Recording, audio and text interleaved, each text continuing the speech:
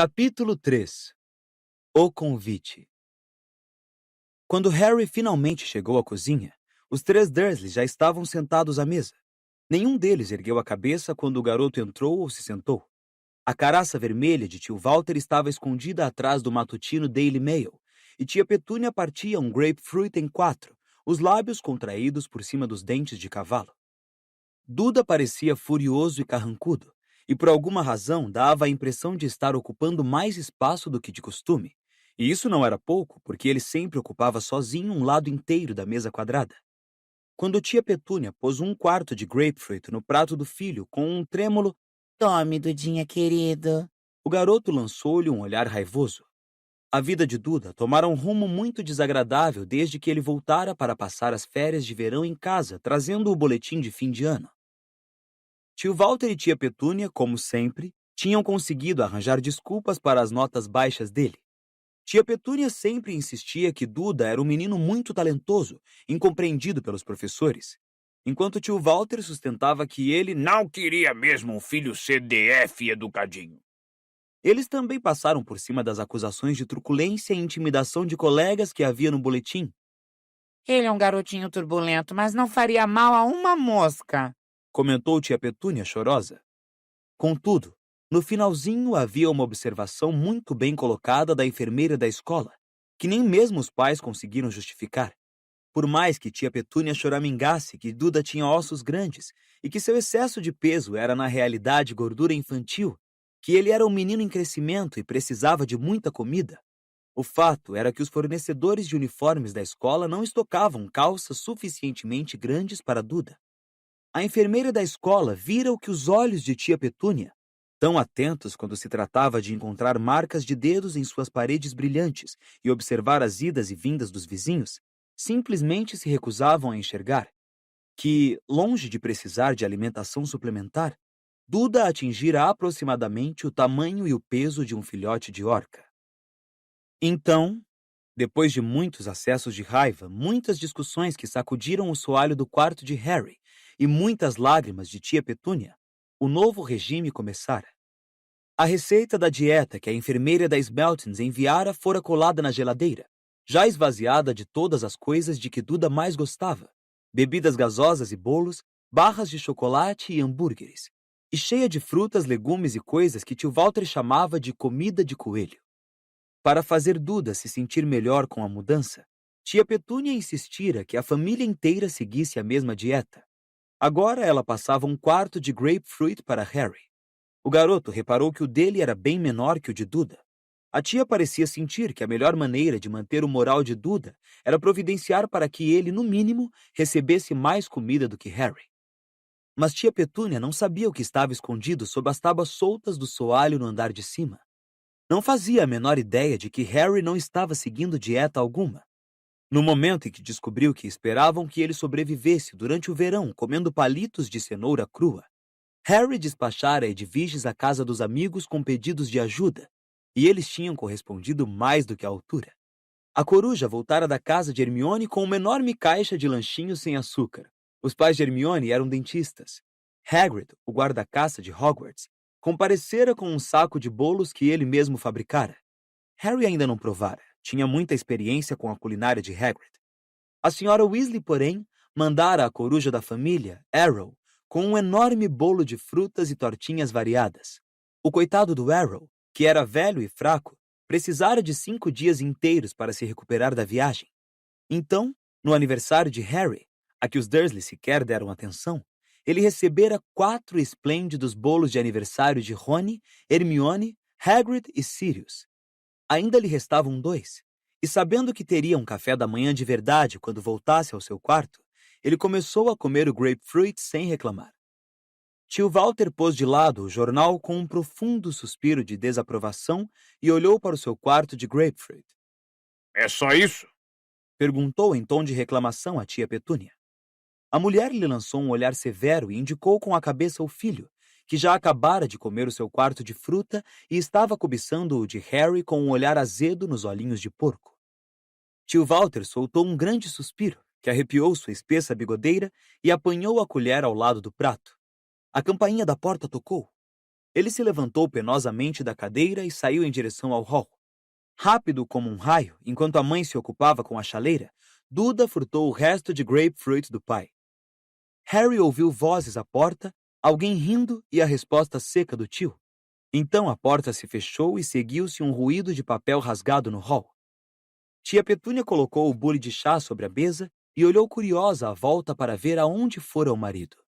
Não precisou esperar muito para descobrir. Passado 1 minuto, ele estava de volta, com o rosto lívido. Você, Vociferou ele para Harry. na sala de estar. Agora!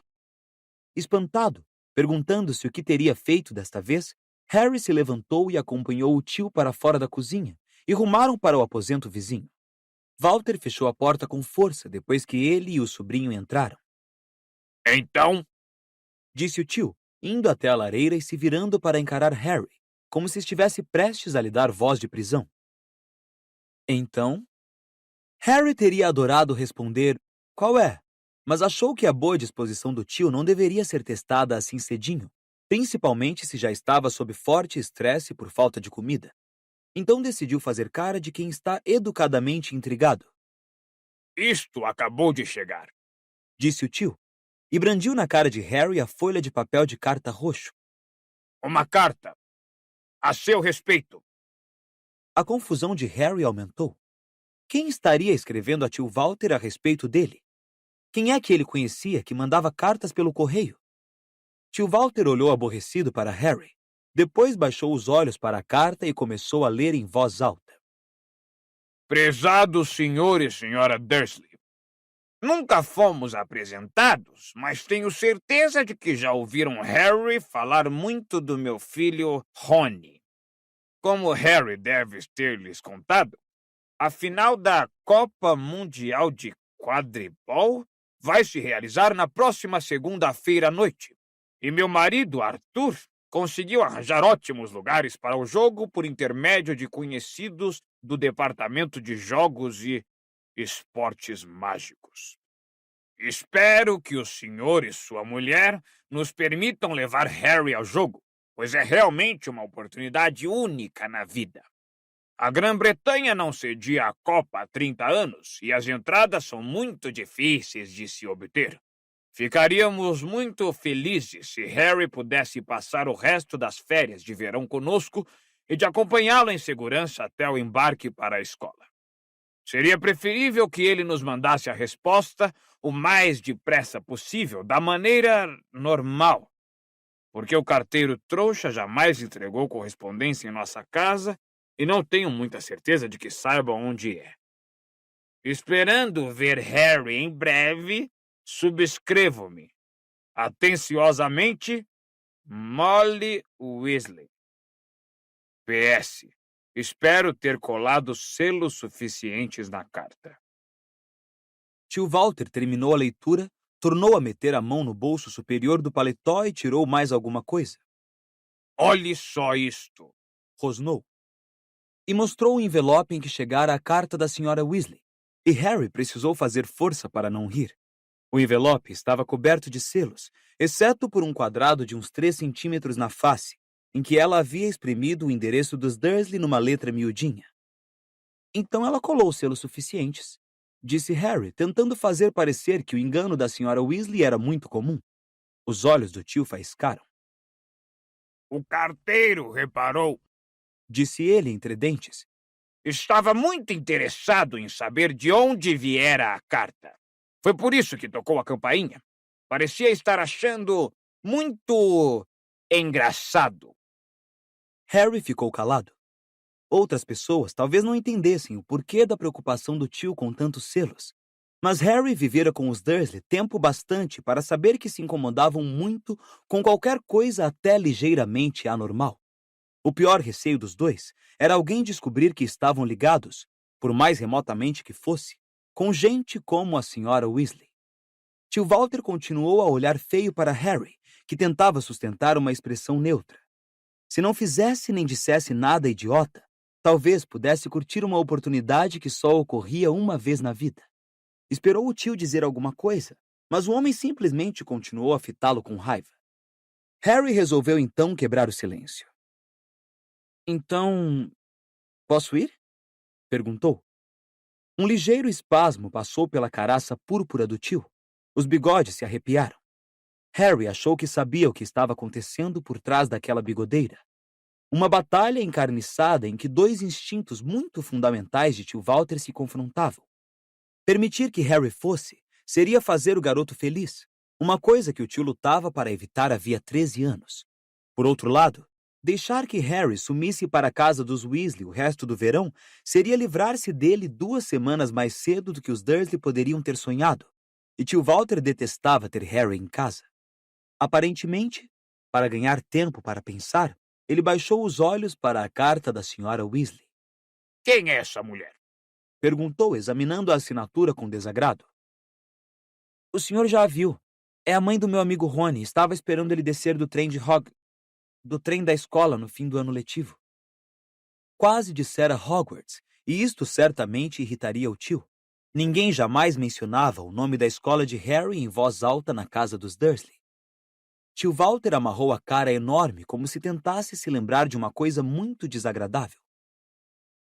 Uma mulher feito uma rolha de poço? Rosnou finalmente.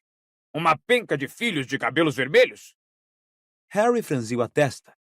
Achou que era demais o tio chamar alguém de rolha de poço, uma vez que seu filho Duda finalmente atingira a forma que vinha ameaçando atingir desde os 3 anos de idade, ter mais largura do que altura. Tio Walter tornou a examinar a carta. Quadribol. Resmungou. Quadribol? Que droga é isso? Harry sentiu nova pontada de aborrecimento. É um esporte, respondeu secamente. Joga-se montado numa Está bem, disse o tio em voz alta. Harry observou com alguma satisfação que ele parecia ligeiramente em pânico. Pelo visto, seus nervos não iriam suportar o som da palavra vassoura em sua sala de estar. Refugiou-se outra vez no exame da carta. Harry viu os lábios do tio formarem as palavras "nos mandasse a resposta da maneira normal". Tornou a fechar a cara. O que é que ela quer dizer da maneira normal? Bufou ele. Normal para nós, explicou Harry, e antes que o tio pudesse interrompê-lo, acrescentou. O senhor sabe, por correio coruja. Isso é que é o normal para os bruxos. Tio Walter fez uma cara tão indignada como se Harry tivesse dito um palavrão.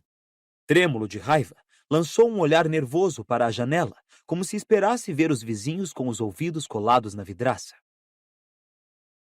Quantas vezes tenho que lhe dizer para não mencionar essa anormalidade sob o meu teto? Sibilou ele, o rosto agora um intenso tom ameixa. Você fica parado aí, vestindo as roupas com que Petúnia e eu cobrimos suas costas ingratas. Só depois que Duda não quer mais elas, disse Harry com frieza, pois na realidade estava vestindo uma suéter tão grande que ele precisava fazer 5 dobras nas mangas para poder usar as mãos e que lhe caía abaixo dos joelhos da calça jeans muito larga. Não vou admitir que você fale comigo assim, disse o tio tremendo de raiva. Mas Harry não precisava aturar isso. Ia longe o tempo em que era obrigado a aceitar todas as regras idiotas dos Dursley. Não ia seguir a dieta de Duda e não ia deixar o tio impedi-lo de assistir à Copa Mundial de Quadribol, não se dependesse dele. Harry inspirou profundamente para se acalmar e então disse.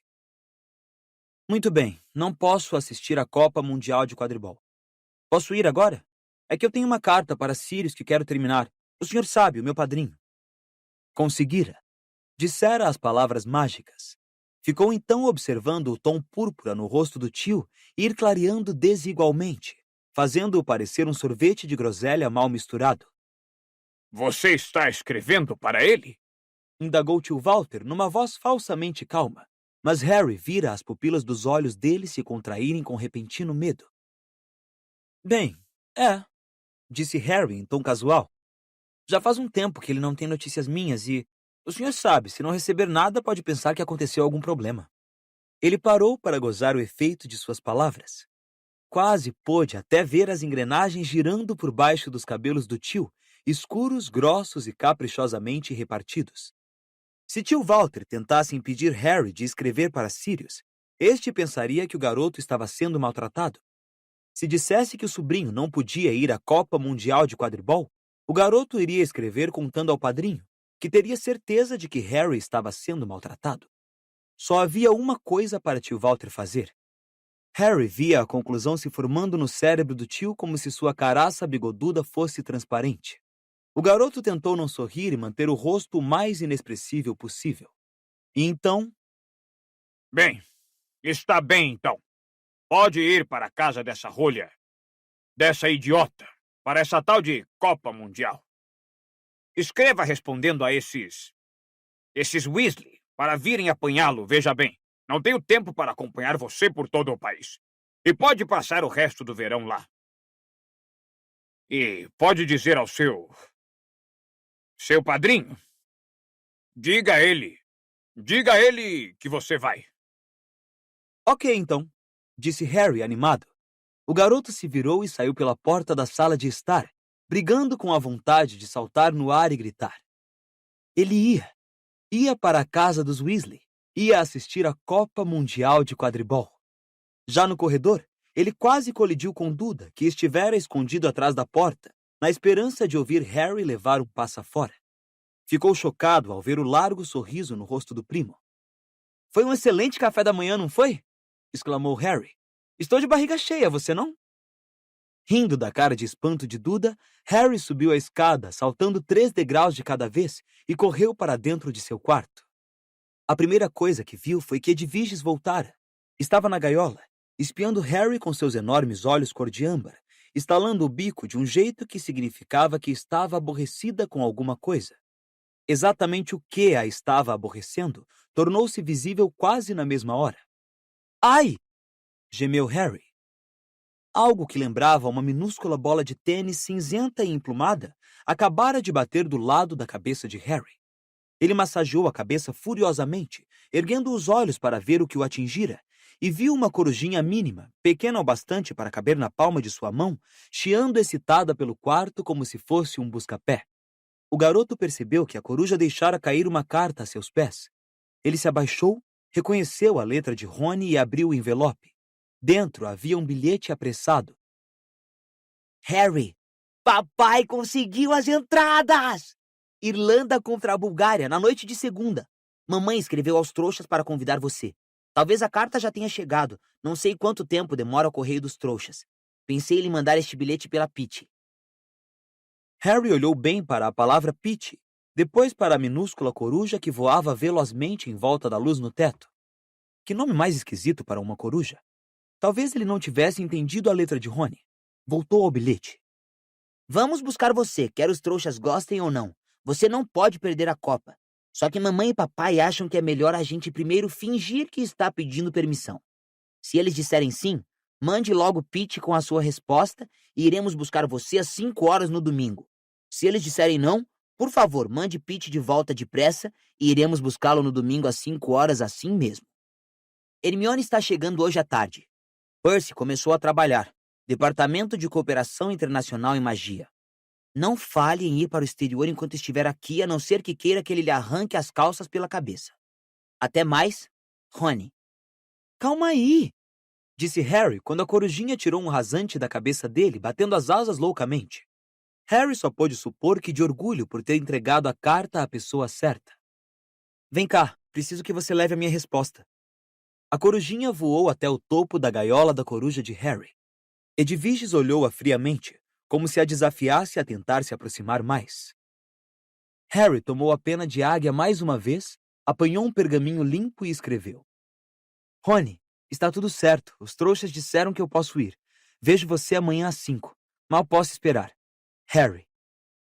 Depois dobrou o bilhete muitas vezes e com imensa dificuldade prendeu-o na perna da corujinha, que pulava no mesmo lugar de tanta excitação. No instante em que o bilhete ficou preso, a coruja partiu. Disparou pela janela e se perdeu de vista. Harry se virou para Edviges. Está com disposição para fazer uma longa viagem? Perguntou. A coruja piou com uma certa dignidade. Pode levar isto aos Sirius para mim? Disse ele, apanhando a carta. Espera aí, quero terminar. Ele tornou a desenrolar o pergaminho e apressadamente acrescentou um post-scriptum. Se quiser entrar em contato comigo, estarei na casa do meu amigo Rony Weasley até o fim do verão. O pai dele arranjou entradas para a gente assistir à Copa Mundial de Quadribol. Terminada a carta, ele amarrou a perna de Edwiges. Ela ficou anormalmente quieta, como se estivesse decidida a mostrar ao dono como é que uma verdadeira coruja-correio devia se comportar. Vou estar na casa de Rony quando você voltar, está bem? Harry a informou. A coruja deu uma bicadinha carinhosa no dedo do garoto. Depois, com um ruído farfalhante, abriu as enormes asas e saiu voando pela janela aberta. Harry observou-a desaparecer ao longe. Depois entrou de quatro embaixo da cama, soltou a tábua do soalho e apanhou um pedação de bolo de aniversário. Sentou-se no chão para comê-lo, saboreando a felicidade que o invadia. Ele comia bolo e Duda só comia grapefruit. Fazia um belo dia de verão, sua cicatriz estava perfeitamente normal. Ele ia deixar a Rua dos Alfeneiros no dia seguinte e ia assistir à Copa Mundial de Quadribol. Naquele momento era difícil se preocupar com alguma coisa, até mesmo com Lord Voldemort.